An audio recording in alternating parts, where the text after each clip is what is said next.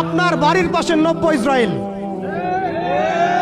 আমরা বড় ইসরায়েল সম্পর্কে সচেতন আছি কম বেশি, কিন্তু আপনার ঘরের পাশেই নব্য ইসরায়েলে জন্ম হয়েছে, এই ব্যাপারে আমাদের সচেতনতা নাই। তারা সংসদ ভবনে তাদের সংসদে ফখর করে বলছে যে আমরা 6,500 সৈন্য পাঠিয়েছি, আমাদের হয়ে যুদ্ধ করছে। নাউজুবিল্লাহি মিন যালিক। তার মানে আপনারা প্রমাণ করলেন। আচ্ছা বলেন, খ্রিস্টানদের সাথে না হয় তাদের সম্পর্ক আছে, তারা আহলে কিতাব, আপনাদের সাথে তাদের কি সম্পর্ক? খ্রিস্টানদের সাথে না ইহুদিদের একটা সম্পর্ক আছে, তারা আহলে কিতাব দাবি করে তারা, কিন্তু আপনাদের সাথে যারা পৌত্তলিক তাদের সাথে এই ইহুদিদের কি সম্পর্ক? শুধু তাই নয়, আমরা লক্ষ্য করছি, আমরা আমাদের পার্শ্ববর্তী নব্য ইসরায়েলের মধ্যে লক্ষ্য করছি মুসলিমদেরকে তারাবির নামাজে টর্চার করা হলো, হোলি উৎসবের নামে মুসলিমদেরকে নির্যাতন করা হলো। আমরা দেখলাম সেখানে গরুর মাংস বহন করার অপরাধে পিটিয়ে মুসলিমকে হত্যা করা হয়েছে। লক্ষ লক্ষ একর জমি যেগুলো আমরা ওয়াকফ করেছিলাম, সেই জমিগুলোকে রাষ্ট্রীয়ভাবে বাজেয়াপ্ত করা হয়েছে। আমি যদি একটা জমি মাদ্রাসায় দান করি, আপনার কোন এখতিয়ার আছে সেটাকে আপনি রাষ্ট্রীয় বাজেয়াপ্ত করতে পারেন? এখানে মানবতা কোথায়? এখানে গণতন্ত্র কোথায়? এখানে এই ইউনাইটেড নেশনস কোথায়? ইউরোপিয়ান ইউনিয়নগুলো কোথায়? আপনাদের এই সব তথাকথিত তন্ত্রমন্ত্রগুলো এবং তথাকথিত মতবাদগুলো একটা এজেন্ডাই বাস্তবায়ন করছে, তারা পুরো বিশ্বে শুধু দাজ্জালের শাসন কায়েম করতে চায়। এখন মুসলিম ভাইরা, সর্বশেষ কথা হচ্ছে, আমরা উদাত্তভাবে আহ্বান জানাবো, আপনি যে কোনো ধর্মের হন, যে কোনো বর্ণের হন, আপনি যে কোনো ভাষার হন, যে কোনো জাতির হন, আপনি জালেমের পক্ষ নিয়েন না, মাজলুমের পক্ষ নেন। এখানে আমরা আপনাদেরকে কটাক্ষ করতে আসি নাই, আমরা সত্য উন্মোচন করতে আসছি। আপনি জালেমের পক্ষ নিয়েন না, মাজলুমের পক্ষ নেন। আল্লাহ চান তো কোনো না কোনো দিন আল্লাহ আপনাকে হেদায়েত দিবেন ইনশাআল্লাহ। আপনি মানবতার দাবি থেকে এই জায়গায় দাঁড়ান। এই অবস্থা যখন চলছিল তখন কি আমরা ঘুমিয়েছিলাম? উত্তর না। বিগত 100 বছর আমরা ঘুমিয়ে থাকি নাই, সবাই চেষ্টা করেছে কম বেশি, কিন্তু এইসব তন্ত্রমন্ত্রের জালের মধ্যে পড়ে, এইসব তন্ত্রমন্ত্রের গোলকধাঁধায় পড়ে, এইসব নৈতিকতার অবক্ষয়, ইমানের দুর্বলতা, হারাম খাওয়া, সুদে লিপ্ত হওয়া, আমাদের এই মাদক, এই জেনা, এই ফ্রি মিক্সিং, এই পর্নোগ্রাফি, এই সমস্ত কিছুর মধ্য দিয়ে আজকে আমরা আমাদের সেই ইমানি জাজবাকে হারিয়ে ফেলেছি। এখন সময় হচ্ছে সেই জাজবাকে আবার ফিরিয়ে নিয়ে আসা। অতএব আমাদের করণীয় এখান থেকে উঠে আসবে। দেখুন, আপনি গাজায় গিয়ে যুদ্ধ করতে না পারলেও যে অনিবার্য যুদ্ধ তারা আমাদের উপর চাপিয়ে দিবে, সেটা কিন্তু এই অঞ্চলের দিকেও ছড়িয়ে পড়বেই পড়বে। কারণ হাদিসের মধ্যে এসেছে যে মাসিহুদ দাজ্জাল পুরো বিশ্বকে শাসন করবে, শুধুমাত্র মক্কা মদিনায় ঢুকতে পারবে না। অতএব সারা বিশ্বের মধ্যে সে যুদ্ধের দাবানল ছড়িয়ে দিবে, এতে কোনো সন্দেহ নাই। আপনি খেয়াল করে দেখেন, আফ্রিকার কন্টিনেন্ট, ইয়েমেনের কন্টিনেন্ট, আরাবিয়ান কন্টিনেন্ট এবং আমাদের এই আঞ্চলিক কন্টিনেন্ট, প্রত্যেকটা কন্টিনেন্টের মধ্যেই তারা যুদ্ধ ছড়িয়ে দিয়েছে এবং তারা একটা ভাষা আমাদেরকে শিখিয়ে দিয়েছে, অপশন দিয়ে দিয়েছে, হয় আপনি তাদের দাসত্ব করবেন, না হলে আপনি মরবেন। তারা আপনাকে আমাকে একটা অপশন দিয়েছে, আপনি তাদের দাসত্ব করেন, তারা আপনাকে ভালো রাখবে, আপনি তাদের দাসত্ব করবেন না, তারা আপনাকে মাটির সাথে মিশিয়ে ফেলবে। যেসব মুসলিম কান্ট্রি, দেখুন খেয়াল করে, যেসব মুসলিম কান্ট্রি তাদের দাসত্ব করেছে, যেসব মুসলিম কান্ট্রি তাদের দাসত্ব করেছে, তাদের আনুগত্য করেছে, সেই সব আরব মুসলিম কান্ট্রিকে তারা কিছুই বলছে না, কিছুই করছে না। তাদের কাছে তেল আছে, সেই তেল তারা দিচ্ছে, তাদের কাছে অর্থনৈতিক সাপোর্ট আছে, তারা দিচ্ছে। তাদের জমি ব্যবহার করে সেখানে বোম্বিং করা হয়েছে। আমরা দেখেছি কিভাবে পাকিস্তানের জমি ব্যবহার করে আফগানিস্তানে বোম্বিং করা হয়েছে। আমরা দেখেছিলাম ইরাক ইরান যুদ্ধ লাগিয়ে সেখানে বোম্বিং করা হয়েছিল।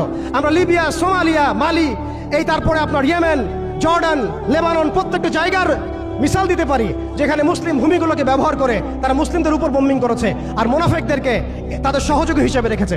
অতএব তাদের অপশন হচ্ছে, হয় আপনি তাদের দাসত্ব করবেন, না হলে মরবেন। যারা দাসত্ব করেছে তারা সুখে আছে, তাদের কোনো সমস্যা নাই। ইভেন গাজ্জাবাসীর কান্না ওদের কানে পৌঁছায় না, এই বাচ্চাদের মগজের খুলি তাদের কাছে, তাদের চোখে ভাসে না, এই বন্ধের ধর্ষণের চিৎকার তাদের কাছে যায় না, এই শিশুদের হাহাকার তাদের কাছে যায় না, এক ফোঁটা পানির জন্য তারা কাঁদছে, এই কান্না তাদের কাছে যায় না। তাদের এই হৃদয় নেফাক দিয়ে এমন ভাবে পরিপূর্ণ হয়ে গেছে, তাদের কাছে এই মানবতাহীনতার এই কাজগুলো, দৃষ্টান্তগুলো ওদের কলবের মধ্যে কোনোই দাগ কাটছে না। প্রিয় ভাইরা, এটা কেন হয়েছে? তাদের নেফাকির কারণে। অতএব আপনি যদি দাসত্ব করেন, নেফাকিতে চলে যান, আপনারও কোনো সমস্যা হবে না। কিন্তু আমি অনেস্টলি প্রশ্ন করতে চাই, আপনার মধ্যে কি আল্লাহর ভয় নাই? আপনার আমার মধ্যে কি কাল কিয়ামতের মাঠে জবাবদিহিতার ভয় নাই? আপনি আমি কি লা ইলাহা ইল্লাল্লাহ বিশ্বাস করি না? আপনি আমি কি মুহাম্মদুর রাসূলুল্লাহ বিশ্বাস করি না? আপনি আমি কি মুহাম্মদ রাসূলুল্লাহর উম্মত নই? অতএব আমরাও কখনোই কারো দাসত্বের দিকে যাব না ইনশাআল্লাহ। আমরাও ইনশাআল্লাহ তাআলা কোশ্চিনকালে এই জায়নিস্ট মুভমেন্টের, এই পশ্চিমাদের, এই দাজ্জালের অনুসারীদের দাসত্বের মধ্যে কখনো যাব না ইনশাআল্লাহ। তারা আমাদেরকে অপশন দিয়েছে, হয় দাসত্ব করো, না হলে মরো। আমরাও বলে দিব, আমরা ইনশাআল্লাহ তাআলা শহীদ হয়ে যাব, তবু তোমাদের দাসত্ব করবো না ইনশাআল্লাহ।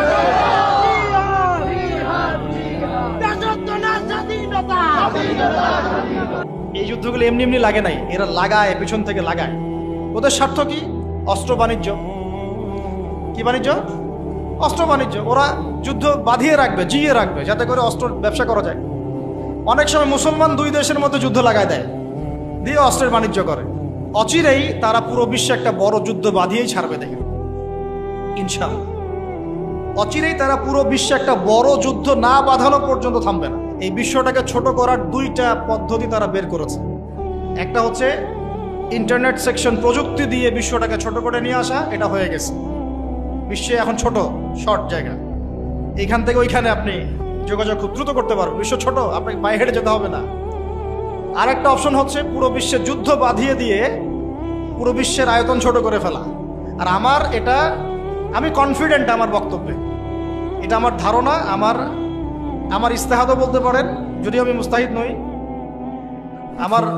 আমার ইন্টারপ্রিটেশন, এই শব্দটা ভালো হবে, ইস্তেহাদ না বলে বলছি আমার ইন্টারপ্রিটেশন, যে অচিরেই তারা পুরো বিশ্বে একটা বড় যুদ্ধ বাঁধিয়েই ছাড়বে, দেখেন ইনশাআল্লাহ। অচিরেই তারা পুরো বিশ্বে একটা বড় যুদ্ধ না বাঁধানো পর্যন্ত থামবে না। প্রথম বিশ্বযুদ্ধের পরে আপনারা ব্রিটেনকে দেখেছেন, সেকেন্ডটার পরে আপনার আমেরিকার রাজত্ব দেখেছেন, দেখবেন যদি আরেকটা লাগে এরপরে আপনার রাজত্ব দেখবেন। ওর ধ্বংস এত তাড়াতাড়ি হবে না, ওর ধ্বংস হবে, এটা সত্য, এটা নিশ্চিত, কিন্তু এত তাড়াতাড়ি না। সে রুলিং স্টেট হবে এবং দাজ্জালকে নিয়ে সে পুরো বিশ্বটা শাসন করবে। কতদিন? নবীজি বলেছেন 40 দিন। কতদিন? প্রথম দিন হবে 1 বছরের সমান, দ্বিতীয় দিন 1 মাসের সমান, তৃতীয় দিন 1 সপ্তাহের সমান, বাকি দিনগুলো আমাদের দিনের মতো। এই শাসন না হওয়া পর্যন্ত কিয়ামত হচ্ছে না। আর এই শাসন ততক্ষণ হচ্ছে না যতক্ষণ মহাযুদ্ধ না হচ্ছে। আর মহাযুদ্ধ না হওয়া পর্যন্ত ইমামুল মাহদিও আসছেন না। মাহদি তখনই আসবেন যখন মুসলমানদের অবস্থা এরকম খারাপ হতে থাকবে। আর মাহদি না আসার আগে দাজ্জালও মানুষের রূপে বের হবে না। এখানে ওখানে যে আনাচে কানাচে মাহাদিগুলো বের হচ্ছে, এরা মাহাদি নয়। গোলাম আহমেদ কাদিয়ানিও দাবি করেছিল যে ও মাহাদি। ও প্রথমে বলেছিল যে আমি মাহাদি, তারপর বলেছে আমি হচ্ছি ঈসা, তারপরে বলেছে মাহাদি ঈসা একই, আমি দুইটাই। তারপরে বলেছে আল্লাহর নবী, তিনিও নবী সাল্লাল্লাহু আলাইহি ওয়াসাল্লাম, আমিও নবী, নাউজুবিল্লাহ। তো ও দাবি করেছিল। আর আমরা জানি মাহাদি কথা বলবে আরবি ভাষায়, তিনি ফাতিমা রাদিয়াল্লাহু আনহার বংশধর থেকে হবেন। আর এই মাহাদি কথা বলতো পাঞ্জাবি ভাষায়, পাঞ্জাবি মায়ের সন্তান। এগুলো মাহদি নয়। মাহদি আসছেন না যতক্ষণ পর্যন্ত আপনি একটা বিশাল মালহামা না দেখছেন। আর আমার ধারণা, ইন্টারপ্রিটেশন, বা শুধু আমার ধারণা না, অনেকেই ওয়ার্ল্ডের অ্যানালাইসিস যারা করে তারা বলে যে হয়তো বা এই ইস্যুগুলো, ইউক্রেন রাশিয়া হোক, সিরিয়া ইস্যু হোক, ইয়েমেন ইস্যু হোক, গাজা ইস্যু হোক, আস্তে আস্তে একটা বড় যুদ্ধের দিকে এরা বিশ্বকে নিয়ে যাবে। এই যুদ্ধগুলো এমনি এমনি লাগে নাই, এরা লাগায়, পেছন থেকে লাগায়। ওদের স্বার্থ কি? অস্ত্র বাণিজ্য। কি বাণিজ্য? অস্ত্র বাণিজ্য। ওরা যুদ্ধ বাঁধিয়ে রাখবে, জিয়ে রাখবে, যাতে করে অস্ত্র ব্যবসা করা যায়।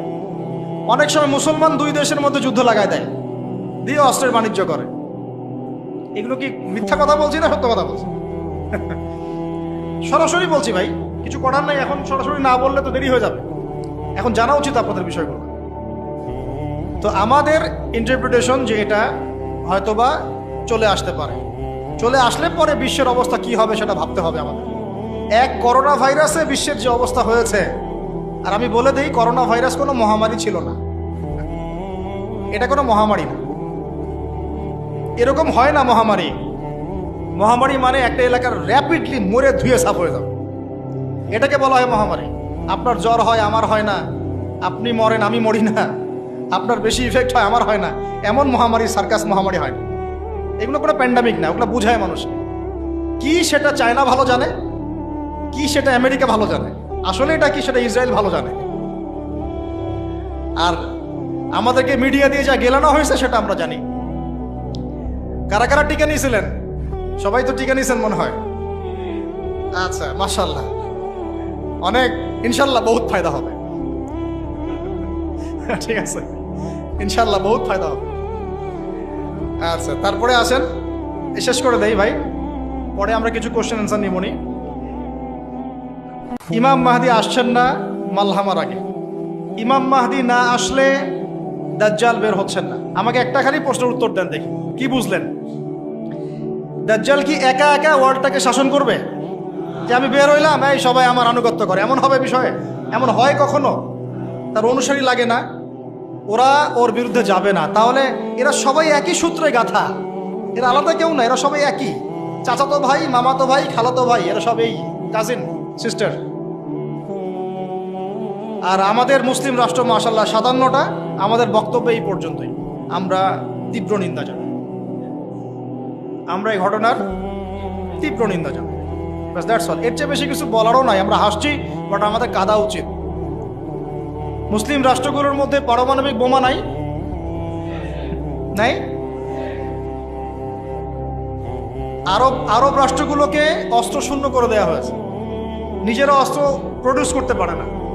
এরা তেল দেয়, তেল দিয়ে কিছু ডলার পায়, ওই ডলার দিয়ে আবার ওর কাছেই অস্ত্র কিনে।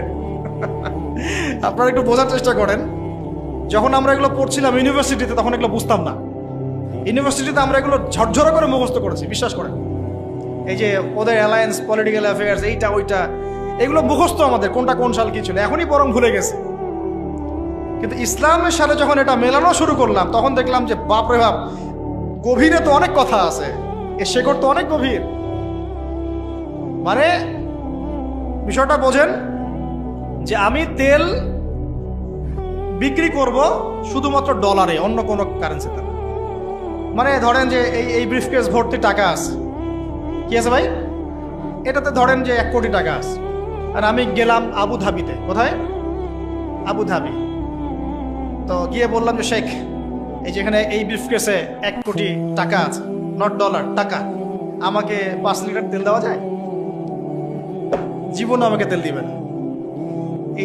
এই বক্সটা আমি নিয়ে গেলাম টাকার জায়গায় ডলার দিয়ে, শেখ আমার কাছে ডলার আছে 1 ব্রিফকেস, আমাকে কি এখন তেল দেওয়া যায়? অবশ্যই। কুল্লু খালাস, আসেন। অবশ্যই, ইয়া হাবিবি কুল্লু খালাস, আসেন তেল নিয়ে যান।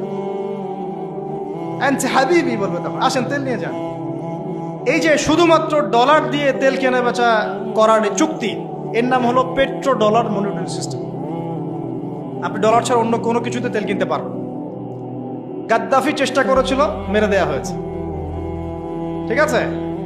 তারপরে আরো অনেক কান্ট্রি, সাদ্দাম হোসেন ট্রাই করার চেষ্টা করেছিল, মেরে দেওয়া হয়েছে। এই চায়না, রাশিয়া এখন চেষ্টা করছে যে আমরা অন্য কারেন্সিতে তেল কেনা বেচা করব। ইরান মাঝখানে চেষ্টা করেছে আমরা সোনা দিয়ে তেল কেনা বেচা করবো, সোনা দিয়ে। ওই জন্য দেখেন ইরানের সাথে অলওয়েজ লেগে আছে, অলওয়েজ একটা ফিকশন লেগে আছে। এখন কথা হচ্ছে এই যে কেনা বেচাটা জায়েজ না জায়েজ বলেন দেখি, এটাও ভাইদের কাছে ফতোয়া নিয়েন। এতে করে কি হলো, ডলার হয়ে গেল সুপিরিয়র কারেন্সি, ও আধিপত্য বেড়ে গেল, আধিপত্য বেড়ে গেল। যদি আমরা টাকা দিয়ে তেল কেনা বেচা করতে পারতাম, তখন আমার টাকার মান থাকতো বেশি, ওদের মান থাকতো কম। তখন ডলারকে কেন্দ্র করে সব টাকা পয়সার মান নির্ধারণ করা শুরু হলো। কথা বুঝতে পারছেন? এই চুক্তিটা করেছে আরবরা। কারা করেছে? আরবের গলফ কান্ট্রিরা। এর পিছনে একটা ঘটনা আছে। বাদশাহ ফয়সাল রাহিমাহুল্লাহ তিনি তেল বয়কট করেছিলেন, তারপরে হেনরি কিসিঞ্জার এসে এই চুক্তি করেছে। এটা অনেক আগের কথা, এটা চতুর্থ যুদ্ধের কথা, 1973 সালের দিকের কথা। এখন এই তেলের উপর নিয়ন্ত্রণ তারা নিয়ে নিল ডলার দিয়ে। যেটা বলতে চাচ্ছি শুনুন, বুঝেন। আমি ডলার দিলাম আপনাকে। আপনার নাম কি ভাই? আপনার নাম কি? হ্যাঁ হ্যাঁ, সাকিব। সাকিব আল হাসান ভাইকে আপনি খেলা বাদ দিয়ে এখানে কি করছেন? আচ্ছা, সাকিব ভাইকে আমি ডলার দিলাম এক ব্রিফকেস, এবং তিনি তেলের মালিক মনে করেন। এখন ভাই আমাকে তেল দিলেন, তা আমি তেল মাশাআল্লাহ আমার দেশে নিয়ে গিয়ে বাংকার আছে, বাংকার, ওই বাংকারের নিচে তেল ঢুকে রিজার্ভ করে রেখে দিলাম, যাতে ভবিষ্যতে এটা কাজে লাগে। কারণ তেল ছাড়া তো বিশ্ব অচল। আপনি তেল ছাড়া এই বিশ্বে কিচ্ছু চালাতে পারবেন না, পারবেন? কিচ্ছু চালাতে পারবেন না, পুরোই অচল। এখন ভাই তো আবার অস্ত্র শস্ত্র তার কাছে নাই, সে আমার সাথে বন্ধুত্ব করেছে। এখন আমি তাকে বোঝাচ্ছি যে আপনার তো নিরাপত্তার জন্য অস্ত্র দরকার, আপনার আশপাশে অনেক শত্রু আছে, এবার শত্রুরা তো অভাব নাই, তাহলে অস্ত্র কিনতে হবে না আপনার? ও বলছে হ্যাঁ কিনতে হবে। তো তাহলে অস্ত্র তো আপনি বানাতে পারেন না, সেই প্রযুক্তি আপনার নাই। আমার দেশে অনেক অস্ত্র আছে, এগুলো আপনাকে দেই, আপনি ডলার দিয়ে এগুলো কিনে নেন। প্রথমে যে ডলারটা আমি ওকে দিয়ে তেল নিয়েছি, ওই ডলারটা আমি আবার ওর কাছ থেকে নিয়ে আমার অস্ত্র দিলাম ওকে। লাভকার? বুঝেন নাই মনে হয়। প্রথমে আমি দিয়েছি ওকে ডলার, সাকিবকে, সাকিব দিয়েছে আমাকে তেল। সেই তেল নিয়ে আমি আমার দেশে রিজার্ভ করেছি, তেল তো আমার থাকলোই। আর আমার ডলার হলো কারেন্সি, সুপিরিয়র কারেন্সি, যা দিয়ে অন্য কারেন্সির মান নির্ধারণ করা হয়। এবার ওকে বুঝালাম তোমার অস্ত্র নাই, তো ও বলছে তো আমার তো প্রযুক্তি নাই, তাহলে আমাকে আপনি কিছু অস্ত্র বিক্রি করেন আমার কাছে। তা আমি কিছু অস্ত্র, আমার তো অস্ত্রের অভাব নাই, আমি যত ইচ্ছা এগুলো বানাতে পারি। যেটা বানাচ্ছি ওর চেয়ে অত্যাধুনিকটা আমার কাছে আছে। ওকে এমন কিছু দিব না যেটা দিল ও আবার আমাকে আক্রমণ করতে পারে। ওকে এমন অস্ত্রই দিব যেটা আমার প্রতিহত করার ক্ষমতা আছে। ব্যালিস্টিক মিসাইল ওকে দিব না, ওকে অন্য কিছু দিব। আমি এখন ওকে অস্ত্র কিছু দিলাম, ওই যে ডলারটা প্রথমে দিয়েছি ওইটা আবার সে আমাকে দিয়ে দিল। কিছু কি বুঝলেন? এইটাই চলতেছে আরবের মধ্যে। অথচ এই সার্কাসটা কিম জং উন অনেক বেশি বুঝেছে আগে। ও বলছে তোদের সাথে চলি না, আমি চায়নার সাথে চলবো, রাশিয়ার সাথে চলবো, এই যে অস্ত্র বানাবো। দেখেন নাই কয়দিন আগে গোলগাপ্পু একটা মানুষ আসে আর বলে যে এই যে বিচার চালাচ্ছি, দেখেন নাই? ও ভালো কাজ করছে তাও মাশাআল্লাহ। হ্যাঁ আমি সে মুসলিম না, কিন্তু বলছি যে ওই সেন্সে সে ভালো কাজ করছে। এই নিয়ন্ত্রণটা ওরা দখল, জায়নিস্টরা নিয়ে নিয়েছে। জায়গার, ভৌগোলিকত্বের, মিডিয়ার, প্রযুক্তির, অস্ত্রশস্ত্র, তেলের, সব কিছুর। এখন আমাকে বলেন, তাহলে দাজ্জাল এখনো বের হয় নাই কিন্তু তার অনুসারীদের আজকে এই অবস্থা, তাহলে আসলে কি সময় খুব বেশি বাকি আছে না কম আছে? আস্তে আস্তে বিশ্ব এদিকে যাচ্ছে। তবে সুসংবাদ, আমাদের জন্য সুসংবাদ হচ্ছে এই সময়টা আস্তে আস্তে আস্তে অনেক মুসলমান শাহাদাত বরণ করবে ইনশাআল্লাহ, এবং তারা জান্নাতে শহীদ হয়ে পাখি হয়ে যাবে ইনশাআল্লাহ। ওটাই তো চূড়ান্ত সাফল্য, তাই না? আমাদের মায়েরা বোনেরা মরেন নাই, তারা এখনো জীবিত জান্নাতে আছে, এবং তারা এই দুনিয়াতে আরো বারবার ফিরে আসতে চাচ্ছেন। এখন আল্লাহ আমাদেরকে আরো একবার ফিরিয়ে দিন, আবার শহীদ হয়ে আপনার কাছে আসবে। ওরা এই দাবি করছে আল্লাহর কাছে। আমাদের বোনরা মরে নাই, আমাদের ভাইরাও মরে নাই, আমাদের বাচ্চারাও মরে নাই, কারণ এই জীবনটাই চূড়ান্ত জীবন না। তার মানে এই না যে আমরা ওদের এগুলো মেনে নিব। আর আমরা এই হাদিস খুব ভালো করেই জানি যে খোরাসান থেকে ব্ল্যাক ফ্ল্যাগস যাবে, এমন একটা জৈশ যাবে, ফালা নি'মাল জৈশু জৈশুহা, না ফালা নি'মাল আমিরু আমিরুহা ওয়ালা নি'মাল জৈশু যালিকাল জৈশ। কতই না উত্তম সেই বাহিনীর আমির, আর কতই না উত্তম ওই সেনাবাহিনী। আল্লাহ নবীজি বলছেন তারা যুদ্ধ করতে করতে করতে করতে বাইতুল মুকাদ্দাস পর্যন্ত জয় করবে, পৃথিবীর কোনো পরাশক্তি ওকে ঠেকাতে পারবে। আর যদি সেটা এই বিশ্বে হয় তাহলে আমরা বুঝতে পারছি এরা কারা হবে। যদি সেটা এখন হয়ে যায় আগামী 10-20 বছরের মধ্যে, আল্লাহ ভালো জানেন, আমরা জানি না, 100 বছর পরেও হতে পারে, তাহলে আমরা বুঝতে পারছি তারা কারা হতে পারে। আমরা তো বুঝতে পারছি ওয়ার্ল্ডের মধ্যে কারা কি করছে। হ্যাঁ, যাদের প্রতি মহব্বত রাখলে আপনাকে আবার বলছে আপনি মুনাফেক, টাটকা মুনাফেক, তাজা মুনাফেক, অমুক মুনাফেক, আল্লাহ সুবহানাহু ওয়া তাআলা এদের ভাগ্যে হেদায়েত থাকলে হেদায়েত দান করুন, না থাকলে আল্লাহ পাক এই কলঙ্ক, এই উম্মাহকে এগুলো থেকে কলঙ্ক মুক্ত করুন। শেষ করি। এখন সুসংবাদ কি? সুসংবাদ হচ্ছে, এটা তো সুসংবাদ গেলই, আর আল্লাহ রাব্বুল আলামিন এই মিথ্যা মাসিহকে মেরে ফেলার জন্যে আসমান থেকে সত্য মাসিহকে আবার পাঠাচ্ছেন ইনশাআল্লাহ। এবং তিনি ইমামুল মাহদী আসার আগে আসছেন না, আসার পরে আসবেন। আসার আগে না পরে? আসার পরে। তিনি নবী হিসেবে নন, শাসক হিসেবে, একজন ন্যায়পরায়ণ শাসক হিসেবে। তারপরে তিনি বলছেন, নবী সাল্লাল্লাহু আলাইহি ওয়াসাল্লাম বলছেন, তিনি নামবেন 2 ফেরেশতার পাখায় ভর দিয়ে, চুলগুলো ভেজা থাকবে, ভেজা, টপ টপ করে পানি পড়তে থাকবে চুল দিয়ে, মনে হবে যেন মুক্তা ঝরছে। সিরিয়ার দামেস্কের যে মিনার মসজিদে, সেখানে নামবেন। তখন মেসাকার যুদ্ধ চলতে থাকবে শাম অঞ্চলে। শাম অঞ্চল মানে প্যালেস্টাইন, সিরিয়া, লেবানন, জর্ডান, এই সব জায়গা, এগুলো শাম। শাম মানে শুধু সিরিয়া নয়, শাম মানে পুরো এইটাই। আর বাইতুল মুকাদ্দাসে 4-5টা স্পেশালি, ওটাই সভ্যতার কেন্দ্র, কিন্তু ওখান থেকে সভ্যতা শুরু হয়েছে, শেষটা আবার ওখানে হচ্ছে, ওখানে শেষ হবে। যুদ্ধ চলতে থাকবে। ইমামুল মাহদী এসে বলবেন যে তোমাদের ইমামকে ইমামতি করতে বলো। সুবহানাল্লাহ। ইমামুল মাহদী ইমামতি করবেন, দরজা খুলে দেওয়া হচ্ছে, দরজা খুলে দেওয়া হবে, দাজ্জাল তাকে দেখা মাত্রই গলতে শুরু করবে, পালাতে পালাতে পালাতে পালাতে এই প্যালেস্টাইনেই যেটা দেখছেন আপনারা এখন, এটার বাবে লুদ নামক জায়গাতে গিয়েছে আটকে যাবে এবং ওই জায়গায় ঈসা আলাইহিস সালাম তাকে হত্যা করবেন ইনশাআল্লাহ। এখানেই 40 বছর ইসলামী খেলাফতটা আবার বাস্তবায়িত হবে ইনশাআল্লাহ। এটা আস্তে আস্তে হতে যাচ্ছে। তার সুসংবাদ দিয়ে শেষ হলো, এর আগে অনেক চড়াই উত্তরাই চলবে, রক্ত ঝরবে, শহীদদের সংখ্যা বাড়বে, তবে তারা জীবিত, তারা মৃত নন, এটা মনে রাখবেন। বদরগঞ্জ দিয়ে শেষ করতে চেয়েছিলাম, শেষ করার আগে কথাটা শোনেন। এখন এই পুরো ঘটনাগুলো আমাদেরকে কে জানিয়ে দিয়েছেন বলেন? আল্লাহ এবং তার রাসূল। তার এই পুরো দাওয়াতি বছরের 13 বছরে যখন তিনি এইরকম করে নির্যাতিত হচ্ছিলেন, তখন তাকে হিজরত করতে হয়েছে। কোথায় হিজরত করতে হয়েছে? মদিনায়। এবার আপনাকে আমি কনক্লুশনের দিকে নিয়ে আসি। সর্বশেষ আমাদের নবী সাল্লাল্লাহু আলাইহি ওয়াসাল্লাম ইন্তেকাল করার আগে, জাস্ট ইন্তেকালের কয়েকদিন আগে নবীজি বলে যাচ্ছেন শেষ কথাগুলো, তোমরা শোনো, হে আমার উম্মত, আমার কবরকে উপাসনার জায়গা বানাবে না, রাষ্ট্রদূতদেরকে সম্মান করবে, সলাতের ব্যাপারে যত্নবান থাকবে, তোমাদের অধীনস্থদের ব্যাপারে যত্নবান থাকবে,